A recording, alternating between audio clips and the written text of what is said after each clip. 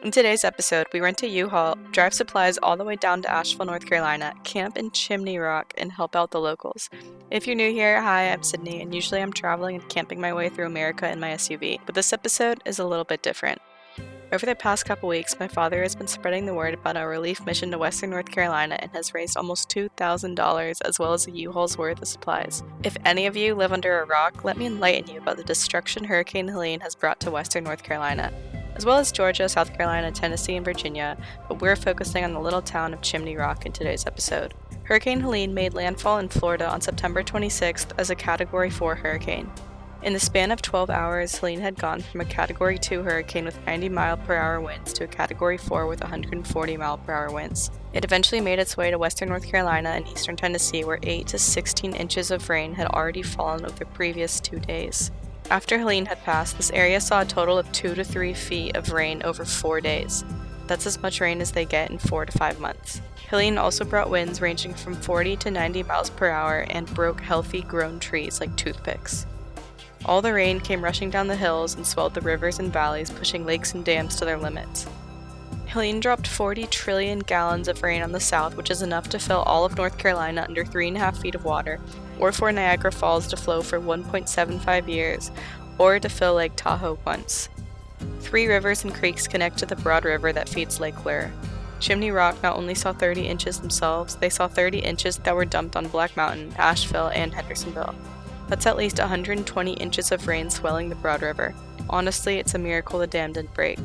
Officially, 103 people were killed in North Carolina by Hurricane Helene as of December 11th. Chimney Rock was lucky enough to get evacuation orders just in time, but the communities upstream were not so lucky.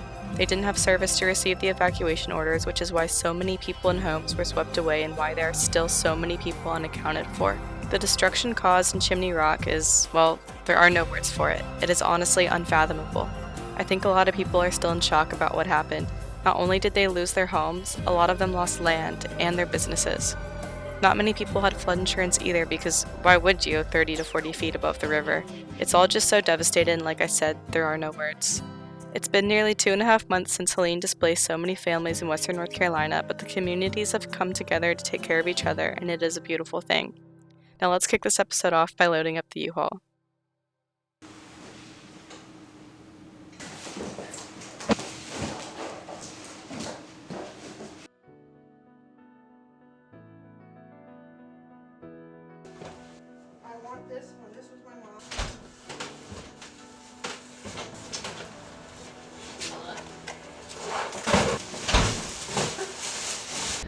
So if you haven't noticed already, we are headed down to North Carolina tomorrow morning at dark 100 to take all of our supplies to western North Carolina. And then we're gonna go camp at Chimney Rock and help out there. So it should be quite the experience, and hopefully we do some good. Our whole community has gathered and sent in stuff, as well as donated money, and we were able to buy like propane tanks, a bunch of heaters. So yeah, it's gonna be quite the trip. Okay, see you guys in the morning. Oh my gosh, it is so bright. Okay, good morning world, we're about to shove off. It's dark 100, and I'm gonna go to sleep probably. Alright, here we go. We can just make a mile down the road, we'll probably make it. Yeah.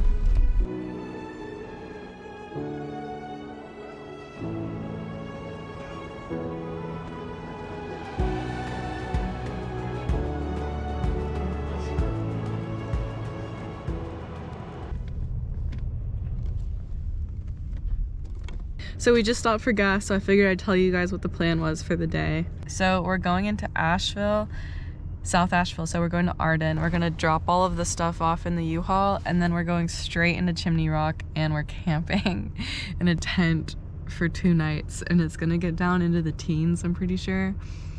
So yeah, it'll be something. Got her. Alright. You did mid. Oh, it's too late now. Alright, 87 then.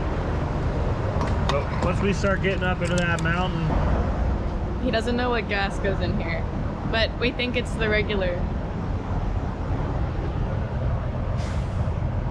Don't worry. I don't think they labeled them in 1966. Also, it says speed limit 55, but we've literally been going 75, so I don't know if we're gonna pop a tire or not.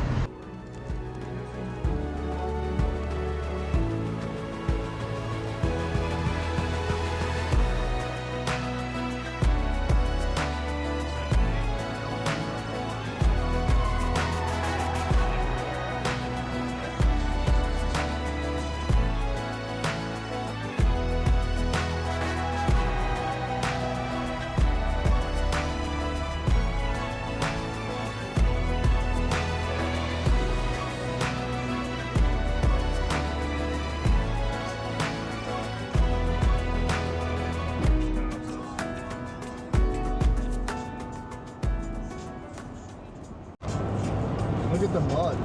That's from the front up line. Oh, yeah. Once we got to Erwin, Tennessee, that was the moment that the destruction of Helene became real for us.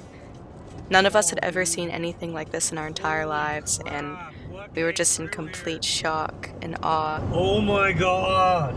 Wow. I've never seen destruction like this. This is a complete Charlie Foxtrot. Looked like a bomb went off back dude, there. look at all the rock. It just came through here like a tidal wave. Took out this plant. That's why all the yellow cones were down. You know, we've all seen things on the internet about Erwin, Tennessee and how horrible it got down there, but I really did not expect this level of destruction, and this was just the tip of the iceberg for how bad it got in the western North Carolina and eastern Tennessee area. We love the union workers, man. We love them sitting down doing nothing. Did this bridge get washed away? Must have. Look at it. The bridge is gone. Yeah. Got the dead. Look at this river.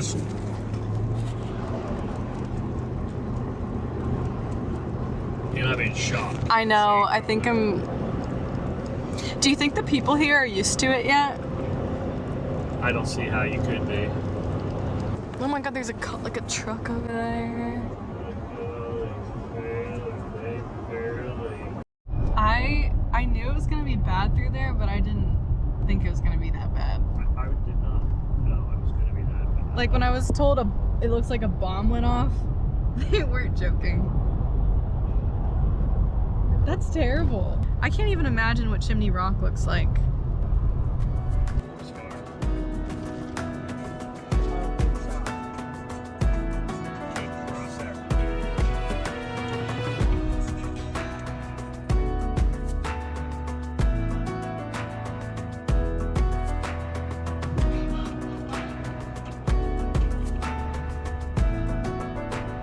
Looks like we're not the only U-Haul. There's some debris right there. Shipping container. Oh my gosh, yeah. There's a shipping container over there. There's so much traffic in Asheville that it's clogging every single road because there's so many road closures and crashes and stuff. I mean, We're on our third light sitting here and we've only moved up like 6 cars and we just got into Asheville. So we're probably gonna arrive at camp. I'm going this time. I don't care if I block the intersection. But yeah, where we were sitting was underwater, which is crazy. This is all underwater. Gosh. I've been down here a million times too, so it's really wild to see everything like this. Well, we haven't even seen a lot of it yet. We're about to pass. A submarine right here. Yeah, you would have needed a submarine. We're about to pass the river area. This is the scenic tour. All this trash and debris. I feel like I'm nuts. It is not supposed to look like this. This is so crazy. Look at that. Used to be a building right there. Look, yeah. Double. Hard to make it. This is just devastating. There's no other word for it.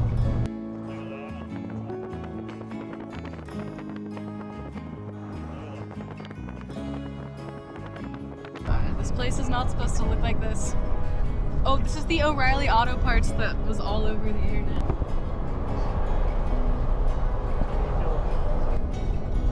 I think we're coming up on Salvage Station. On the right, there used to be a concert venue here.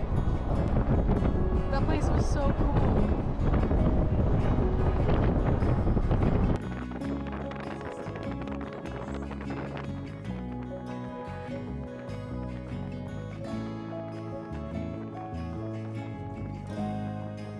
So that's where the water got up to.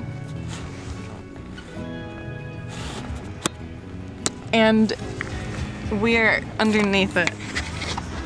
So we would have been covered still by like 3 feet of water right here.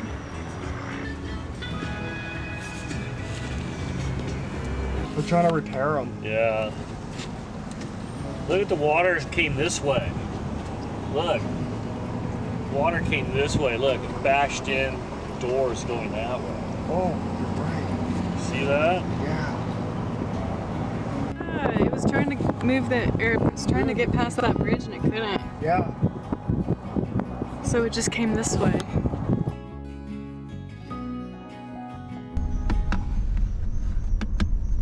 Nice brakes. Yeah, he doesn't hear it, Sid. Telling him for weeks that your brakes are squeaking. Dude, I just passed state inspection. What are you saying? So, for those of you that don't know, I lived in Asheville for over a year, and I used to go tubing and rafting. Oh, mostly rafting because, you know, the French Broad River is really dirty, so you're actually not supposed to go swimming in it. But anyways, I would float down the river all the time in a raft and just, I don't know, just hang out in this area, go to the breweries on the river, and it was just so devastating to see a place that I have frequented so much just look like this and be 10, 15, 20 feet underwater. There's trash in the trees. The whole River Arts District is basically gone. Years of people's artwork has just been washed away. It was really hard to see this place like this. Art center here. Yeah. Parking lot there at one point. Imagine those people up there looking at the river like, holy crap. Oh, they're putting up. That building got demolished. Yeah, the pad's still there. Everybody's artwork was just swept away. Years of work. Sorry, the sun is so bad, but this is... There are no words for this. No. No. And I lived here for over a year. Then we crossed the bridge into the Biltmore Village, and surprisingly, I couldn't really tell that it had been flooded as deep as it was, which is a good thing. Yeah, and then we continued on through South Asheville. I'm really baffled as to why this isn't being covered on the news. You wouldn't even know this happened. I know, and it still just looks horrendous here. And this is less than a mile from my old apartment. Dude, that one tree's... And there's just giant trees down. I would have been so scared during this hurricane. After battling Asheville traffic for what seemed like forever, we finally pulled up to Americares in Arden and unloaded the U-Haul. Call the friend.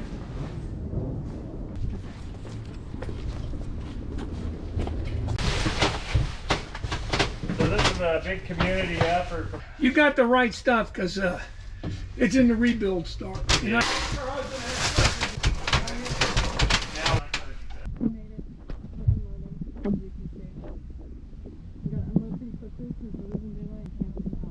I just want to shout out my father for this because his goal was to fill a U-Haul, and he placed signs all over town and he handed out flyers everywhere. And right before we were about to take off, like the night before, he went and checked the supply bins and they were full.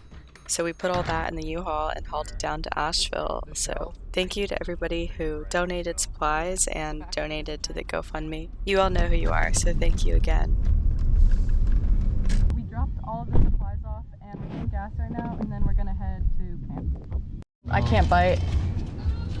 Oh yeah, I got my root canal and I can't bite anything. So I'm borderline starving over here. But Alex, tell them what just happened. You tried to go to Dairy Queen. Yeah, and the Dairy Queen is closed due to the Hurricane Helene flooding. Yeah. Yeah, what a rip. Flat. Yeah, the people. You just see the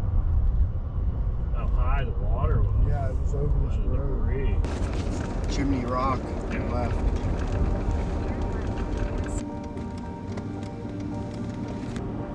There's the boats. See the docks are thrown up on the Oh shore yeah, over you're there. right. Wow. They've moved all the boats, but all those boats were like. This is the Broad River. Oh, look at that! Oh, Look at that. holy cow! Dude, that bridge got I think there's worked. nothing left right there. Oh my god.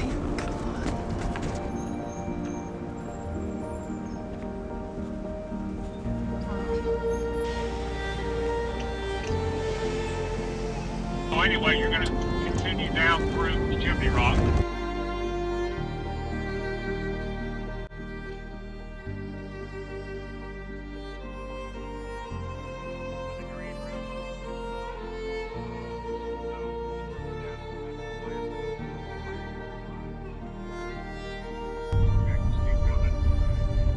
Jeez, you guys got wiped out. This actually looks like 75% better than when we started this 2 months ago.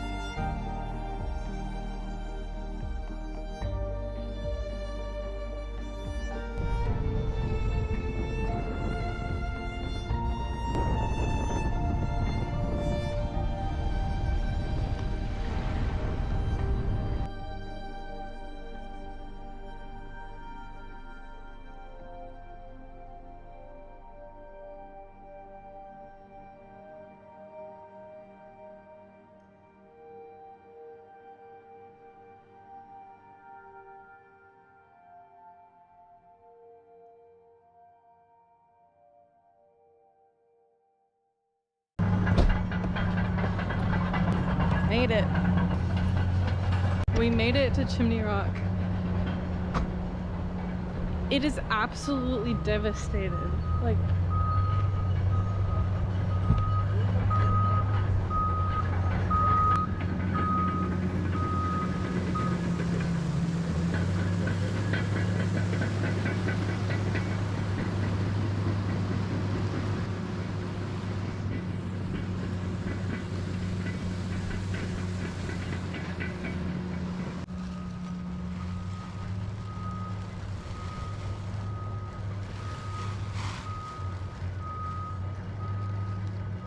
I don't see a third cot, so I'm pretty sure I have to sleep on the ground. This was the moment that I realized that we had donated the cot that I was supposed to sleep on that night at the donation center. There was a little mix-up in knowing if our cot that I was going to sleep on was inside the car with the other cots, or if that was supposed to be donated, and it just wasn't communicated clearly, so somebody slept on the ground that night. I literally had to have a breakdown. Anyways, we just carried on setting up the cots and everything else we needed inside the tent for the night. And yes, I was in a bit of a sour mood. Where are you gonna sleep, sir? On the ground? Oh man, this is heavy. No, this is the good one. It is? This is the lightest one, I'm pretty sure. Actually, yeah, it is. Smooth it. Oh boy, I need this. Cheers. I'm about to oh my god, I have not had an IPA in so long. I'm about to chug this. This is gonna be quite the night. And every time I think about it, I just want to chug. Yeah, the dump truck.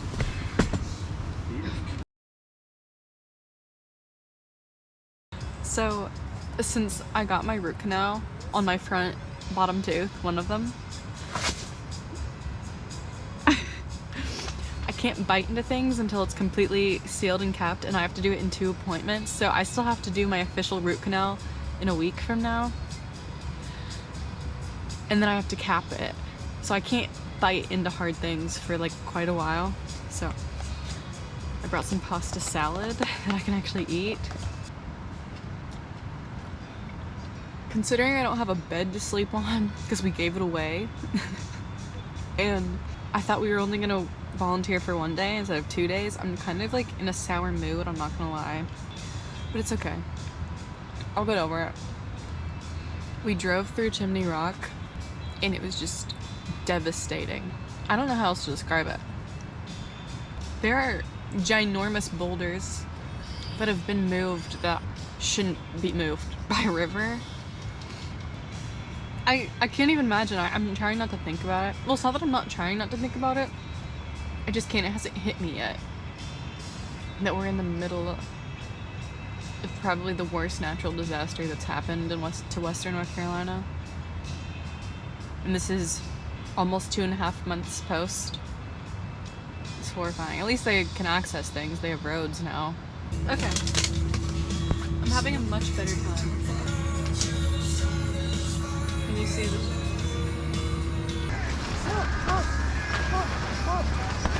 You're really bad at it.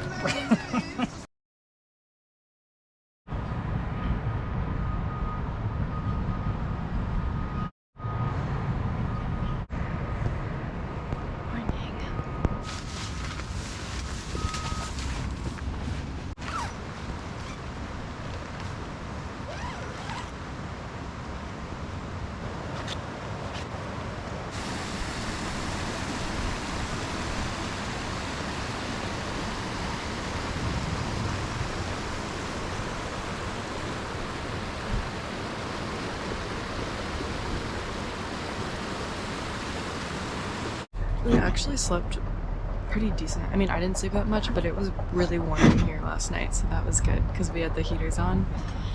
I have no idea what we're doing today. I think we're helping out some locals, but I don't know specifically what we're getting into, but I guess that's just part of the adventure. So yeah, it should be an interesting day. After we all got ready, we headed over to breakfast that's put on for all the volunteers every day.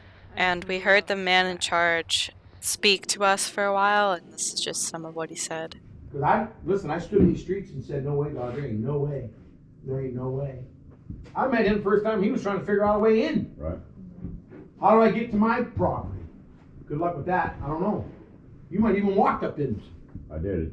Normally it would take 20 minutes from back cave to walk to my campground. It took me 2.5 hours. Walk. Just to get a glimpse.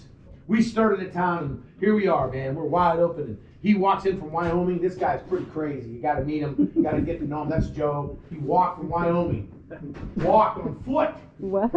Got all the way to Savannah, Georgia, and the storm hits, and he goes, man, I think I'm supposed to go there. So he turned around like a dummy. And he walked all the way back here. You can tell, man. Look at that road. Well, that was a dude.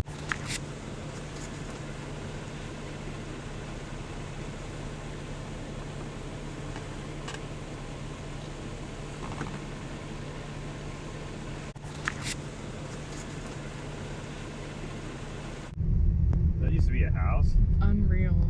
The house is gone. The only thing left is the chimney. Oh, shoot. Oh, you got to get a picture of that. See that? The big rock starting right there? Yeah. Our land went out from there. My house was out with a boulder garden. Oh my god. So, I mean, it took everything. This river, what's left of it, actually is fed by 3 rivers. If you follow this down, there's a bridge that goes to Hendersonville. That water comes down here. If you follow it straight up, that's Asheville. That comes into here. And then if you go up number 9, that's towards Black Mountain, that all comes in here. So all of the rivers came in to this river. No wonder you got it. And then it's controlled on the lower end in Lake Lure with a dam. Was there a dam holding it, all that water back? Yeah. And they were, Did it just go over the dam? it was going over the dam and they were afraid it was going to breach the dam. Yeah. then it would have flooded everybody down below, which they got flooded anyway, but Yeah. it would have been even worse. So we're underneath the house, getting rid of the cinder blocks that washed underneath it. So apparently the only reason that their house didn't wash away was because a tree fell like right in front of it, like creating like a dam, and all the water went out towards the river. So it saved their house.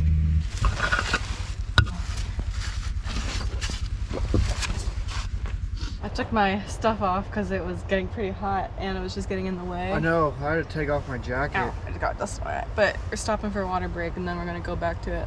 Yeah. How many trailers did he say he lost? You said there was. He said he started with 56. Yeah, there's 14. He started with 56 trailers and there's 14 left. Not to mention all the land he lost.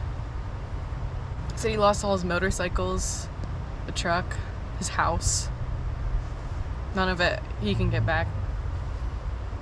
I was just gonna show what I found.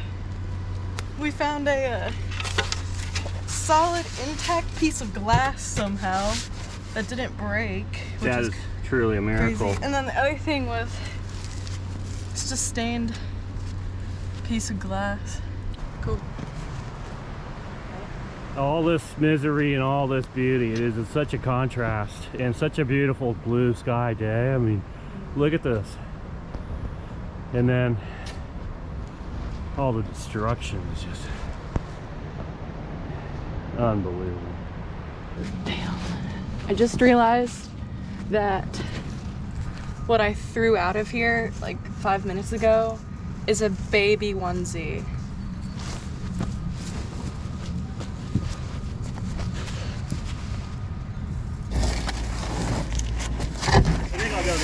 So we dug out those cinder blocks, or landscaping blocks, whatever you want to call them, out from under the house for a couple hours. There were so many of them in there. There was so much debris underneath that house, and only God knows where it came from. And then we had to dig out a little closet area so he could put a water heater, I believe, back in there, and that was all filled in with dirt, probably a foot deep. So it is finally lunchtime. I say finally, like I've been dying all day. I don't even know what time it is, to be honest with you. I've actually been enjoying myself. But yeah, we're about to go eat some food where we ate breakfast. I think the community, basically, the volunteers cook, and then the rest of the volunteers come in at breakfast and lunchtime. And I don't know if they do dinner, maybe. But yeah, it's been pretty cool. There was this guy who walked all the way from Montana to Savannah, Georgia, and then the hurricane hit, and he walked up to Chimney Rock. Yeah, I don't know, it's devastating here. I don't think it's sunk in. Like, when I watch videos online, they make me cry, and I thought getting here I'd cry the entire time, and I don't think it hasn't hit me in person yet, but it is wild here. Like, the camera can't even do it justice. I'm gonna try my best to show you all, but I don't know.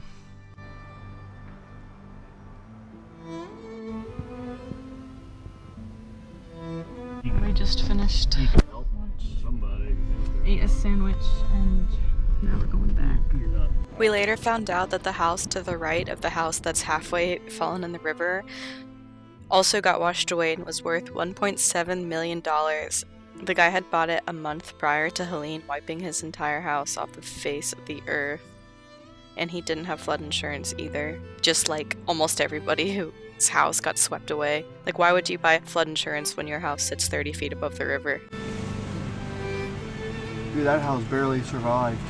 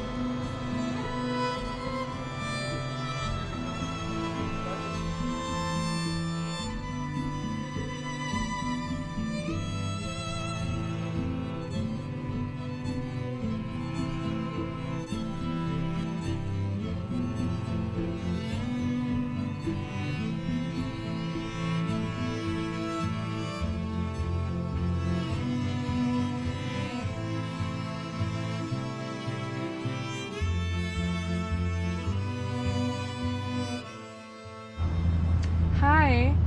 The day for me has finished, so I just got out of my overalls and I'm in normal pants. Well, these were underneath, but I feel so free. And I got out of my boots. Oh my gosh. Okay, I'll talk to you guys later. It is now 2 days later, and since the last time I filmed, we're still at Chimney Rock. But I have been absent yesterday, so that's why I didn't film here. But I'm back, and we're about to pack up the tent and everything and then head home.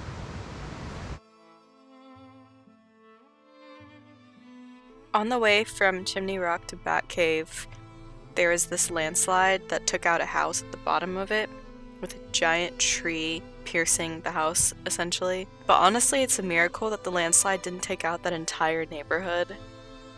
Hopefully the people affected by this particular landslide were evacuated. We had heard that all of Chimney Rock was evacuated, but a lot of the communities more north didn't get notified in time. And that's why the death count is so high in this area. So it's just devastating. There are no words. There aren't.